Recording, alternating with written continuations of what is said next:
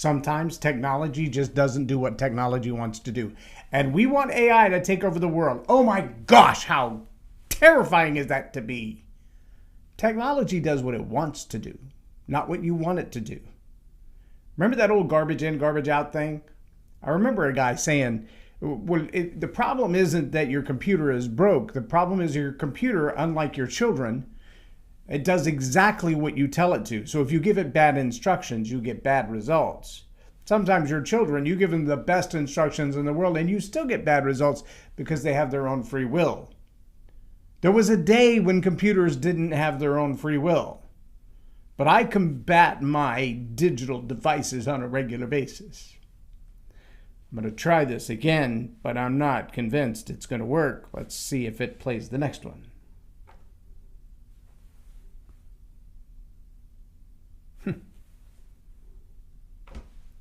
It doesn't. I'm J Loren Norris with Leading Leaders Podcast. I was asked in a workshop yesterday, you teach people to tell personal stories, but I'm curious, how in the world do personal stories work in the business world? And I kind of had a light bulb moment, I guess, because I just always presumed that that answer was self-evident. Apparently, I was mistaken. So here's my trick question for you. Prepare your brain. This is a hard one. Name for me the customer, the client, the boss, the employee, the potential customer who's not a human. See, the power of your story has to do with building connections between you and other people, between you and other leaders.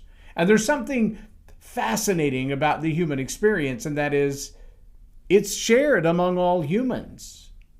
I don't know any humans who have not had tragedy at some level or another in their life, who've not had phenomenally great relationships and phenomenally horrible relationships at some point in their life. And because this is true, what it means is that when I tell a story that is a personal story that I lived through, I also can expect that that story resonates with a story somebody else has probably lived through as well. Maybe not exactly the same, maybe not exactly the same incident or the same people involved or the same, maybe not even the same outcome or the same result.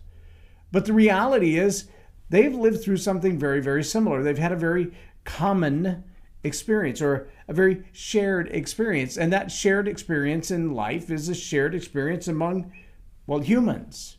And the good and the bad of that is when you know that people have had shared experiences with you, there's a power in knowing that you can share a story and they get it. Now, what's the real value of sharing a story? Well, aside from the fact that you're revealing information about yourself that maybe is pointing toward your benefits or your features or your advantages. Where have we heard that before? Oh, that's right. That's in every sales training. Tell them about the features, benefits, and advantages of your product. Well, that's awesome. But the challenge with that still is, if you've got the best product in the world and you're not trustworthy, nobody wants to do business with your wonderful product because we don't do business with products. We do business with people. All right, let me just throw it out there as a wild example. Let's say you want to buy something and you decide, I'm going to buy this something from, I don't know, Walmart.com, Amazon.com. What is that one overseas? There's an Asian one. Can never think of the name of it. Alibaba. Or you could buy from any one of those sites. You could buy products from all over the world. You could buy a handbag from any one of those sites. You could also buy a handbag from handbags.com or bibblygobblygook.com. And you know, you see them, the little Facebook ads that pop up and the other social media ads that pop up, and it says, buy this product, only $19.99. And you're like, those things sell for $4,000. What's wrong with it that I can get it for $19.99? Now, let me ask you, if the bag says Louis Vuitton on the bag and the price says $19.99, don't you have the same question of credibility? What is the source? Where did it come from? Why is it so cheap? What's wrong with it? Is it real? And that's not about the bag as much as that's about the source that the bag is coming from. Well, the same is true when it comes to trying to do business with people when you're trying to grow your business. Yeah, now the video wants to play. When you're trying to grow your business, there's a challenge with just trying to get people to know who you are. I mean, your product may be awesome, but they're not buying the product until they buy you. And that's why your story is so powerful. You've got to be willing and ready to tell the story that allows people to connect with you as a human being, to say, oh, this person's real. They've experienced the same things I've experienced. They've been through the same problems I've been through. The solution they found is not just, oh, look, people have mice. I should make a mouse trap. It's, look, I went through this problem. I was watching a video yesterday, trying to remember who was doing the interview. I do remember that Jim Carrey was in the interview, and this might have been pretty old because he looked like a pretty young guy. But he talked about a kid named Evan who had come into his life. This is making all the rounds on social media. You've probably seen it as well. But the kid was born with a severe degree of autism. And because of that, had some real challenges in life. Well, his mom, in her words, in the little Facebook reel, said, I prayed and said, God, if you will teach me how to overcome his autism, I won't stop talking about it until every kid I know with autism is recovered as well. Well, they went through some very specific processes. I'm guessing it's now like a proprietary process, but she walked her son through a process and he no longer suffers with autism. All of the factors of being overstimulated and not wanting to be social and not wanting to be verbal, all of those things are gone in his life. And if you met Evan today, you would not know he ever suffered with the symptoms of autism. And his mother has been very outspoken and very verbal about, here's a cure, we can use this would work. Why? Because every parent who has ever struggled with a child with autism is heartbroken thinking of the way that their life of their child is going to progress. What will their future be like? What will their education be like? Will they ever have the chance to settle down and get married and have kids and have a career? Will their life be like that? Well, if you meet a mom who says, I can give you the things that I did, I can teach you to do what I did, and your child doesn't have to live with autism, tell me that's not a product you wouldn't run out and buy. You would sell your own Louis Vuitton purse to have the money to go buy that program, to learn how to do that thing. That is not a product of a product. That is a product born of a problem. Humans, we have problems. Humans have a lot of problems. We are not perfect. None of us are. And because of that, we all have these shared experiences, these shared pains, these shared joys. We know when somebody else, I mean, just think about all the videos that you see on Facebook, TikTok, and the other social media where someone walks up and says, could you loan me $1? Or I need a pair of shoes. And some of them are so staged, it's just ridiculous. But some of them are genuine. And when you see the other person's face light up and they're like, well, I really was just looking for somebody who would give to me first. I have $500 to give away. And you realize that the person that just gave, they were giving out of what was left over, and there wasn't much left over. But because they were willing to give, what they got back was enormously overwhelming for them. Or $500, $1,000, tickets to the game that they wanted to go to but have never had a chance to go to. Or you see these all the time on social media. How do you react? You kind of want to laugh and cry at the same time. You're like, yes, it should always be like that. Why? Because you're human. You have human experiences, shared emotions, shared experiences in life. Let me tell you something. There are a whole lot of people who want to tell their story because they believe their story is going to change somebody else's life. No, your story isn't what's going to change their life. It's what you learned in that story. Your story is a drill bit. Nobody wants one of those. Your story is a tool to help them realize. But you, as a human, with shared experiences, shared emotions, shared tragedies, shared celebrations, shared triumphs, shared joys, that's what other humans want. Every leader in the world needs to connect with humans.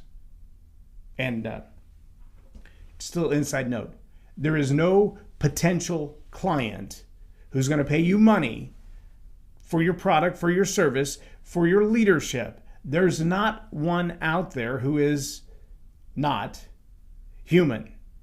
So you're going to have to cope with humans if you're going to be in sales. You're going to have to cope with humans if you're going to be in leadership. You're going to have to cope with humans if you're going to be in business. You're going to have to cope with humans if you're going to be in a relationship. Well, I say that, but I also know, because I've been listening to some of the talking heads on it, there is a love subject. I can't call it a person. It's not a person. It's a bot. It's a bot that has tens of millions of views and downloads. And last I heard, over 1 million marriage proposals and hundreds of thousands of boyfriends in relationship to, in deep, intimate conversation with this character that has no human representation at all. All of the videos, all of the imagery, all of the talking heads, all of the conversations, all of the inappropriate conversations are conducted between humans and AI. Oh, you can't meet her in person. There's not a person to meet.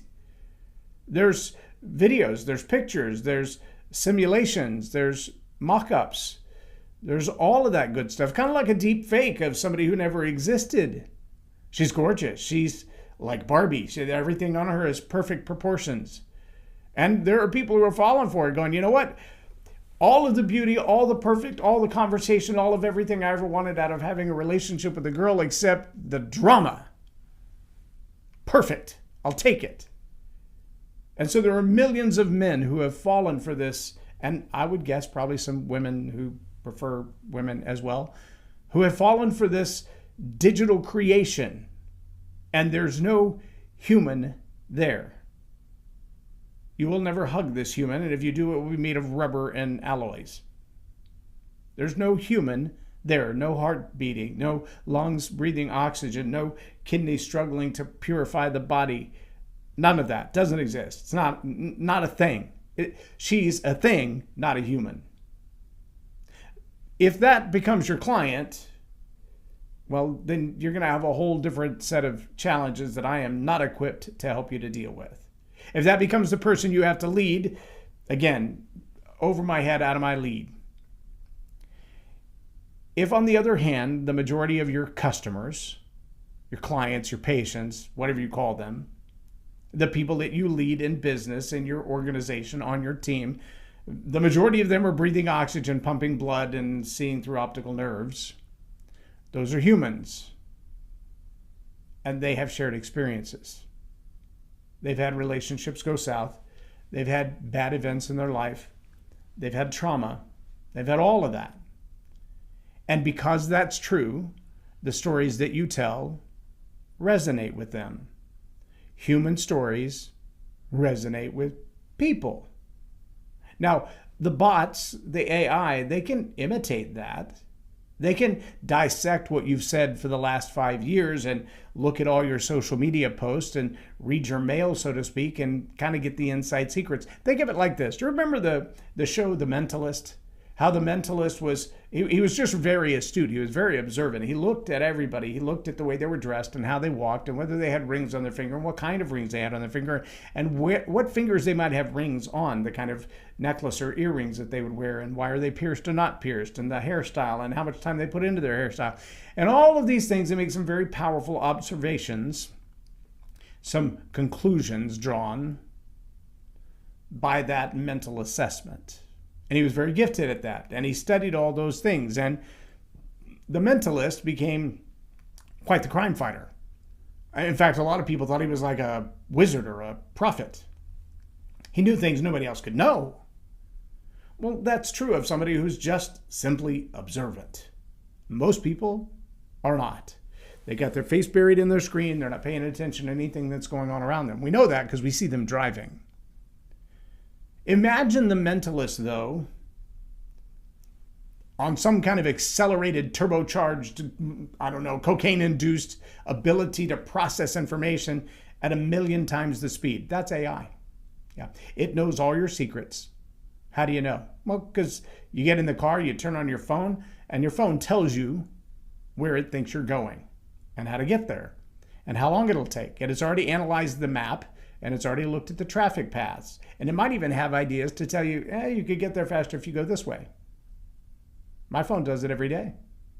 I get in my car. It knows when I walk out of the door and get in my car. It knows where my car is located. How scary is that? There's no attachment between my car and my phone that I know of, but it knows. And when I get in the car, it tells me it's X number of minutes to get to work, or X number of minutes to get to this other place you went on this other day.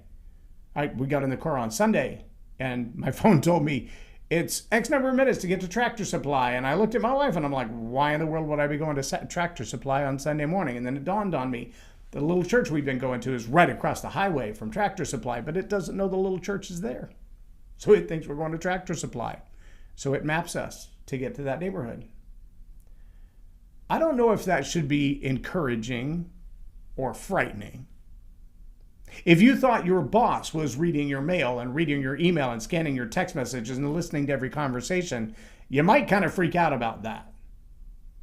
But AI is doing it already. And so when I hear people say, well, why do you need to tell stories? You can just get AI to do that for you. Well, you're right. I could just get AI to do that for me. And AI would do that very, very well. It kind of scares me, though, to think that AI could tell you a story that sounds very human, having never had a human experience.